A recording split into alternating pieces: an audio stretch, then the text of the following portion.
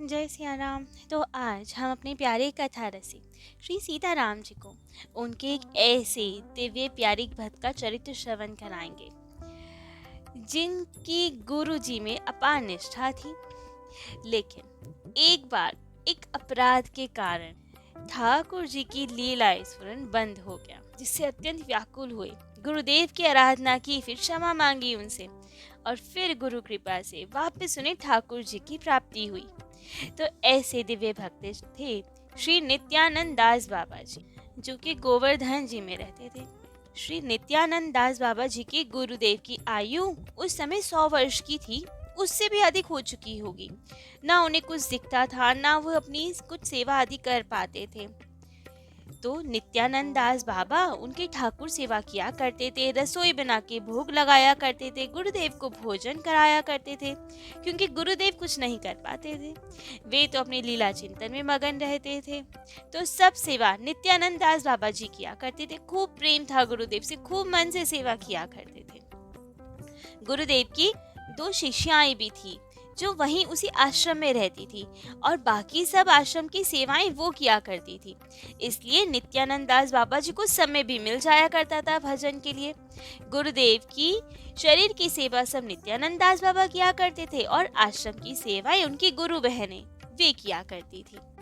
तो अब जैसे ही गुरुदेव की सेवा से आपको समय मिलता तो आप उसमें भजन करते, और श्री राधा रमन के सेवाई श्री मधुसूदन गोस्वामी पाद के पास जाया करते। वहां उनसे हरि नामामृत, व्याकरण और श्रीमद् भगवद आदि ग्रंथों का अध्ययन किया करते थे। तो ग्रंथ पाठ भी हो रहा था, अध्ययन भी हो रहा था, गुरुदेव की सेवा भी हो रही थी, भजन भी हो रहा था। खूब आनंद था। लेकिन अब नित्यानंद दास बाबा युवक ही थे तब, और दोनों उनकी गुरु बहनें भी युवती ही थी। तो आसपास सब देखकर तो आपको कभी कभी भय लगता था कि माया बड़ी प्रबल है, आश्रम में कोई और रहता ही नहीं, गुरुदेव है, मैं हूँ, और मेरी दोनों गुरु बहनें हैं। तो अब उन्हें कभी कभी भय लगता, क्योंकि ठाकुर जी की माया बड़ी प्रबल है।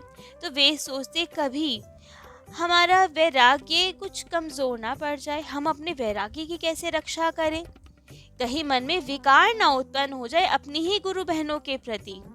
क्या किया जाए, कैसे रहा जाए।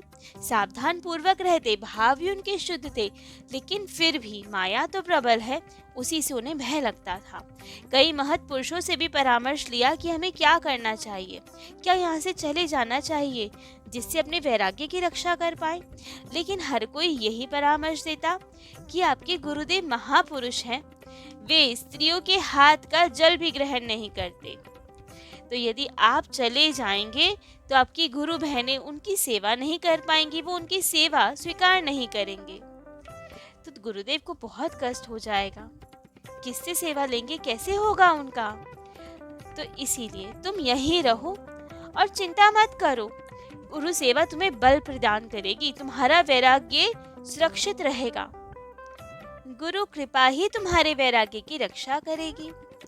अब उन्हें बल तो मिलता, लेकिन फिर भी माया से थोड़ा डरते थे। अब उनकी उम्र थी 25 वर्ष की। कुछ समय बाद अब सब गुरु बहनों के साथ रहते रहते एक बार उनका भय सत्य होने लगा, चित्त में विकार उत्पन्न होने लगे, और एक दिन विकारग्रस्त होकर ही वो एक अपनी गुरु बहन की कुटिया की ओर जाने लगे। लेकिन जाते जाते एकदम कदम लौट पड़े, और तुरंत दौड़ते हुए गोवर्धन जी में पूछरी के निकट वन में बिना अन्न जल के प्राण त्याग करने के संकल्प से पहुंच गए। वहां जाके गड्ढे में छिप गए, क्योंकि उन्हें पता चला कि माया ने असर डाला मुझ पे, मेरा हृदय विकार ग्रस्त हुआ, तभी मैं उसकी कुटिया की ओर जा रहा था। तो मन में इतनी भारी ग्लानि हुई कि अब हमें प्राण रखने का कोई अधिकार नहीं। गुरु बहन के प्रति दुर्भाव तो उत्पन्न हुआ हृदय में, तो इसलिए अन्न जल का त्याग कर दिया और गड्ढे में जाके छुप गए कि अब बस प्राण अंत करने ही है हमें। ऐसे ही ठाकुर जी का सुमिरन करते करते अन्न जल का त्याग करते हुए प्राणों का विसर्जन कर देंगे। 3 दिन तक उसमें ऐसे ही पड़े रहे, बहुत क्लांत हो गए, दुर्बल हो गए। लेकिन ठाकुर जी तो जानते थे उनके भाव, ग्लानि तो थी उन्हें, तो इसीलिए तीसरे दिन अर्धरात्रि में जाने कोई कहां से कैसे प्रकट हुआ और उन्हें खींचकर बाहर निकाला गड्ढे में और डांटते हुए कहा, मरता क्यों है, जाके नाम संकीर्तन कर। और इतना कहकर वो व्यक्ति अंतर्हित हो गया, अंतर ध्यान हो गया। अब तो श्री नित्यानंद दास बाबा जी बड़े हैरान कि क्या हुआ, ये सब किसने मुझे खींच के बाहर निकाला, कौन था वे, किसने मुझे कहा कि मरता क्यों है, अंतर ध्यान हो गया, कहाँ गया। ऐसा लगा उन्हें मानो उनके तन मन में एक नए प्राण फूंक दिए हो और उसके बाद वो व्यक्ति अंतर ध्यान हो गया हो। कुछ भी समझ नहीं आया उन्हें। अनुमान तो यही किया कि कुछ दैवीय शक्ति ही थी। तभी तो शरीर में एक नई ऊर्जा का संचार हो गया, एक मार्गदर्शन मिल गया, एक नए बल की, नई स्फूर्ति की जागरण हो गया उनके हृदय में, एक नए उत्साह से परिपूर्ण हो गए वे। अब प्रेरणा मिल गई एक नई दिशा में जाने की।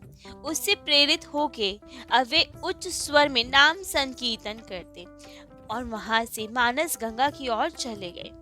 मानस गंगा जी के तट पे ही रहते, वहीं एक जीर्ण शीर्ण सी कुटिया में खूब उच्च स्वर में नाम संकीर्तन करते। परंतु करते करते अब उनके हृदय में एक धर्म संकट उत्पन्न हुआ। सोचने लगे कि मेरे गुरुदेव मेरे बारे में क्या सोचेंगे, उनकी सेवा कौन करता होगा, उनके ठाकुर जी की सेवा कौन करता होगा, कौन मेरे गुरुदेव को भोजन खिलाता होगा, क्या मैं गुरुदेव के पास लौट जाऊं, उनके चरणों में जाके क्षमा प्रार्थना करूं और पहले के जैसे उनकी सेवा कर लूं, या फिर जो मुझे अभी दैवीय आदेश मिला है कि कुटिया में रह के उच्च स्वर में नाम संकीर्तन करूं, या मैं उसका पालन करूं। बहुत उधेड़ बुन में लग गए कि क्या करना चाहिए, मुझे गुरुदेव के पास वापस जाना चाहिए या यहीं रहकर नाम संकीर्तन करना चाहिए।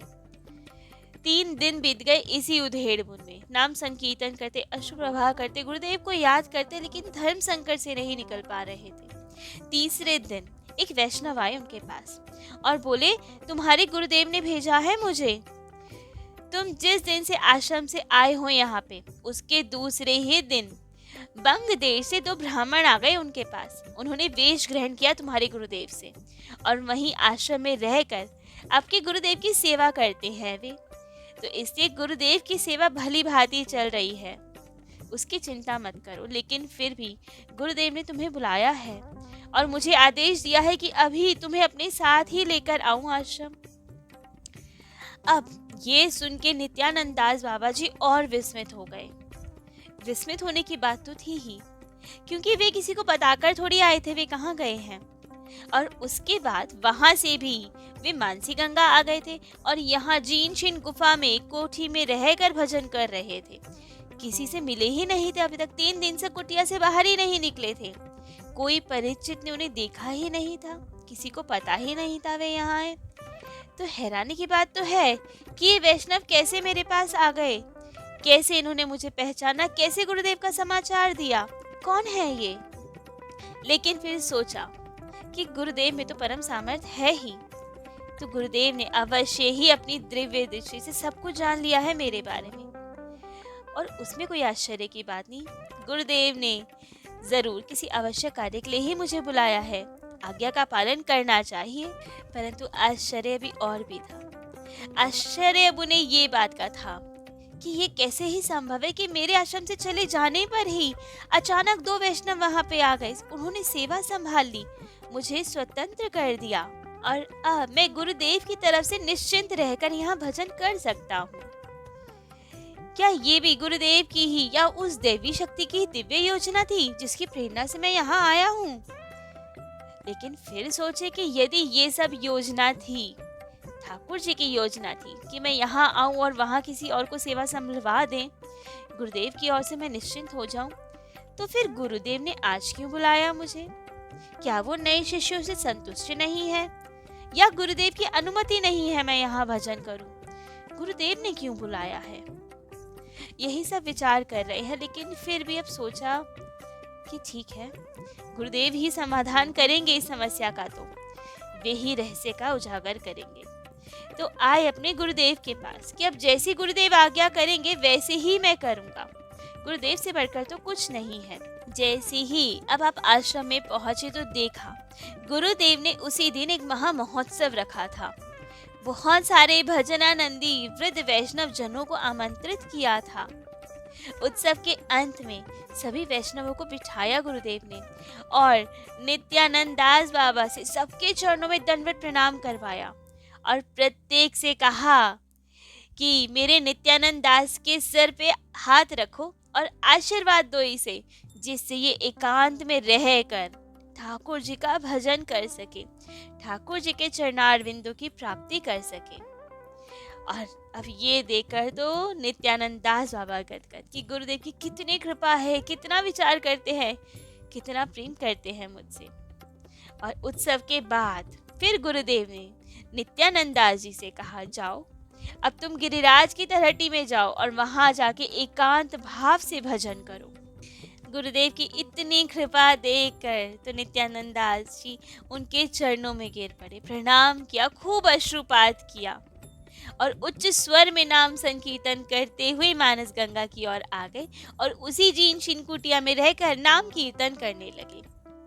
अब तो सारे विकार दूर हो गए, गुरुदेव की भी कृपा मिल गई, उनकी आज्ञा मिल गई, तो खूब आनंद से भजन होता। अब माया का कोई प्रभाव नहीं रह गया अब, क्योंकि जो ठाकुर जी की शरण ले ले माया उसका कुछ नहीं बिगाड़ सकती। ठाकुर जी से माया से मुक्ति दिला देते हैं। तो अब खूब प्रेम में भर कर भगवान का कीर्तन करते। अब तो उन्हें नई नई लीलाओं के दर्शन होने लगते। कृष्ण लीला के रस में, उस समुद्र में वे हमेशा डूबे रहते। संसार जगत का कोई होश नहीं रहता, सदा ठाकुर जी आंखों के सामने रहते। लेकिन एक समय की बात, एक दिन प्रातः काल जब वे ठाकुर जी की लीला रस में डूबे हुए थे, तभी एक बाबा जी आए उनके पास और उनसे कहा कि तुम्हारे गुरुदेव आज मध्य रात्रि में अप्रकट हो जाएंगे, अर्थात गोलोक धाम को चले जाएंगे। तो तुम जाओ अपने गुरुदेव के पास, वे तुमसे मिलना चाहते हैं, तुम्हें देखना चाहते हैं, बुलाया है तुम्हारे गुरुदेव ने तुम्हें।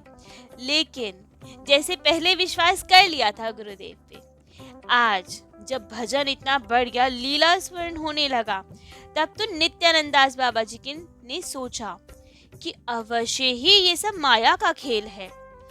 माया को सहन नहीं हो रहा ना कि मेरे को लीला दर्शन हो रहा है, तो इसलिए माया मेरी लीला रस आनंद में भंग डालना चाहती है, इसलिए गुरुदेव का नाम लेके मुझे यहाँ से हटाना चाह रही है।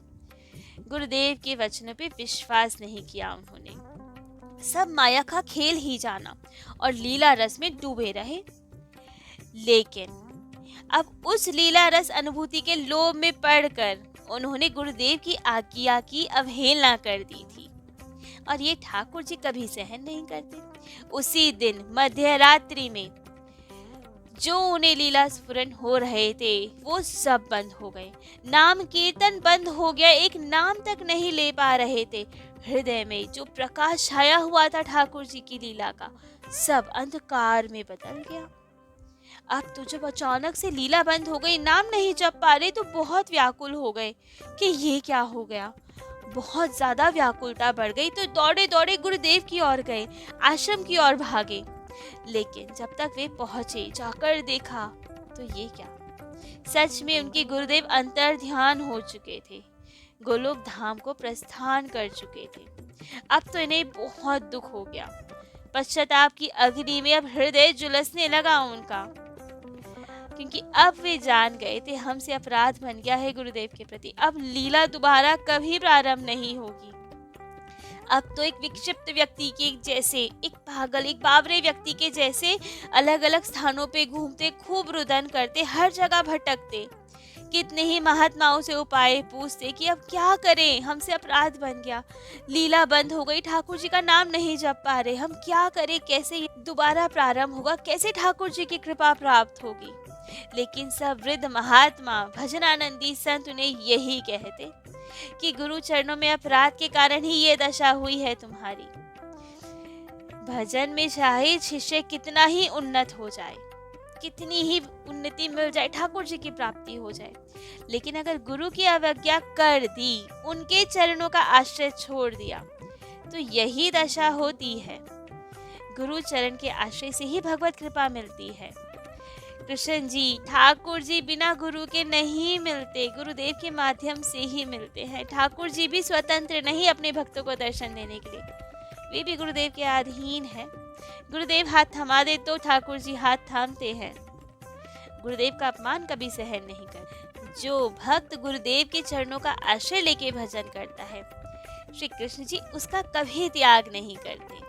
लेकिन तुमने गुरुदेव की अवहेलना की तो कृष्ण जी कैसे अपनाएंगे तुम्हें? इसीलिए ही सब बंद हो गया, अंधकार छा गया तुम्हारे हृदय में।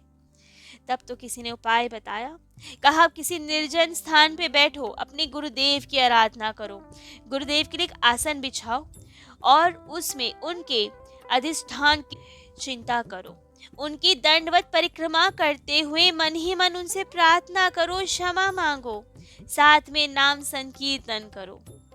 गुरुदेव अवश्य भगवत कृपा के द्वार फिर खोल देंगे। लेकिन गुरुदेव की आराधना करनी बहुत आवश्यक है। तब तो नित्यानंद दास बाबा जी ने यही सब किया। ऐसा करते करते 1 वर्ष बीत गया। जिस दिन 1 वर्ष पूर्ण हुआ, उस दिन उन्हें आसन पर गुरुदेव के आविर्भाव की स्फूर्ति हुई। उन्हें अनुभव हुआ कि मेरे गुरुदेव आए हैं आज आसन पे। तब तो अपने गुरुदेव के चरणों में मस्तक रख दिया। गुरुदेव के नेत्रों से भी अश्रु विसर्जन होने लगा और शिष्य के नेत्र से भी अश्रुपात होने लगा। दोनों रुदन करने लगे। लेकिन गुरुदेव ने कहा अश्रु विसर्जन करते करते, हाँ वत्स, उस समय तो तुम आए नहीं, अब मैं क्या करूं? और ये कहकर ही गुरुदेव अंतर ध्यान हो गए। अब तो नित्यानंद दास जी भूमि पर गिर पड़े, मूर्छित हो गए, खूब रुदन करने लगे। एक आशा थी कि गुरुदेव आएंगे, मुझे क्षमा दान देंगे, मेरे हृदय में वापस ठाकुर जी की लीला होने लगेगी। लेकिन अब तो वो उम्मीद की किरण भी धुंधली पड़ने लगी। गुरुदेव तो अंतर ध्यान हो गए। वे बहुत दुखी है, बहुत बड़ा अपराध बन गया हमसे, जो गुरुदेव क्षमा नहीं कर पा रहे हैं। लेकिन फिर भी आस नहीं छोड़ी, गुरुदेव को मनाना है। फिर गुरुदेव का ध्यान लगाया, नाम संकीर्तन किया और तीव्रता लियाए भजन में, गुरुदेव को ही पुकारते गए। तब तो एक समय की बात, पूज्य पाद श्री अद्वैत दास बाबा जी महाराज एक दिन गिरिराज जी की परिक्रमा कर रहे थे। कान में अब कीर्तन की ध्वनि आई। वे सखी धरानला के पुल पर बैठ के उसे सुनने लगे। बड़ी ही मधुर ध्वनि थी। अब तो सोचे कि कौन इतना मधुर कीर्तन कर रहा है, कौन इतनी व्याकुलता से अपने गुरुदेव को पुकार रहा है, ठाकुर जी को पुकार रहा है, कौन है ऐसा भक्त? तो कुछ देर बाद उस मधुर ध्वनि का अनुसरण किया। 500-600 हाथ दूर जाने पे देखा कि एक कुटिया है जीन शीन, और उसमें एक बाबा जी बड़े प्रेमावेश में भरकर प्रेम संकीर्तन, नाम संकीर्तन कर रहे हैं। उस ध्वनि पे अद्वैत दास बाबा जी इतने मंत्र मुग्ध हो गए कि 5-7 दिन के लिए वहीं उस कोठरी के पास ही ठहर गए। लेकिन उन्हें जान के बड़ा आश्चर्य हुआ कि ये जो बाबा जी कीर्तन कर रहे हैं, ये हर समय निरंतर कीर्तन करते हैं। कब स्नान करते हैं, कब शौच आदि जाते, कुछ नहीं जान पड़ता। वे बाबा जी ही थे, नित्यानंद दास बाबा जी, जो ऐसी तल्लीनता से कीर्तन करते थे। बड़े उच्च स्वर में, स्पष्ट अक्षरों में 1 लाख नाम का नित्य कीर्तन करते थे। रात्रि में केवल 2 घंटा सोते थे वे। और इस सब साधना को देखिए गुरुदेव ने भी कृपा की थी उन पे। कहा उन्होंने, अद्वैत दास बाबा जी को उन्होंने बताया कि गुरुदेव ने मुझ पे कृपा की। उन्होंने मुझे फिर दर्शन दिया और कहा कि तेरे दुख के दिन अब ज्यादा दिन के नहीं बचे हैं, 1 वर्ष में सब पूरा हो जाएगा और तुझे भी दिव्य धाम की प्राप्ति होगी। और फिर जब 1 वर्ष पूरा हुआ, कार्तिक मास में नियम सेवा के पूर्व ही वे अद्वैत दास बाबा जी के पास पहुंचे और जाके उनसे विदा मांगी। विदा मांग के मानसी गंगा पर आए और रास पूर्णिमा के दिन रास बिहारी की रास लीला में ही प्रवेश हो गए। तो ऐसी थी अद्भुत गुरु कृपा। इतना अपराध होने के बाद भी गुरुदेव ने क्षमा किया, ठाकुर जी के रास में प्रवेश दिलाया, उन्हें गोलोक धाम की प्राप्ति करवाई। तो ऐसे थे दिव्य नित्यानंद दास बाबा जी और उनके गुरुदेव। आज इनका चरित्र तो यहीं विश्राम देते हैं। कल अपने प्यारे कथा रसिक श्री सीताराम जी महाराज को उनके अनेक इन्हीं दिव्य प्यारे भक्त का चरित्र श्रवण कराएंगे। आज के लिए इतना ही। जय जय श्री सीताराम।